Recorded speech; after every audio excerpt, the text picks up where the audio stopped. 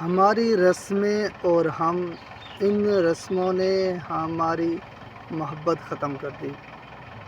ایک باپ کی درد بھری کہانی۔ 10 لاکھ کا دہیج، 5 لاکھ کا کھانا، گھڑی پہنائی، انگوٹھی پہنائی، مکلاوے کے دن کا کھانا، ولیمے کے دن کا ناشتہ۔ پھر بیٹی کو رخصت کیا تو سب سسرال والوں میں کپڑے بھیجنا، بارات کو جاتے ہوئے بھی ساتھ میں کھانا بھیجنا۔ بیٹی ہے یا کوئی سزا؟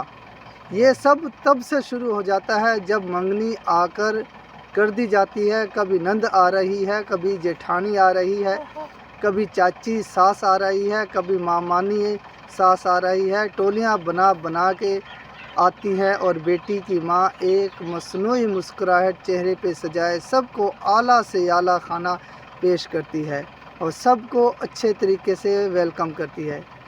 باپ کا ایک ایک بال قرضے میں ڈوب جاتا ہے اور ایسے میں 20 لوگ گھیرے میں لے کے کہتے ہیں، جی کتنے بندے بارات میں ساتھ لے کر آئیں؟ 100 یا 200 بندہ تو ہمارے اپنے رشتہ دار ہی ہیں۔ اور باپ جب گھر آتا ہے تو شام کو تو بیٹی سر دبانے بیٹھ جاتی ہے کہ اس باپ کا بال میری وجہ سے قرضے میں ہے۔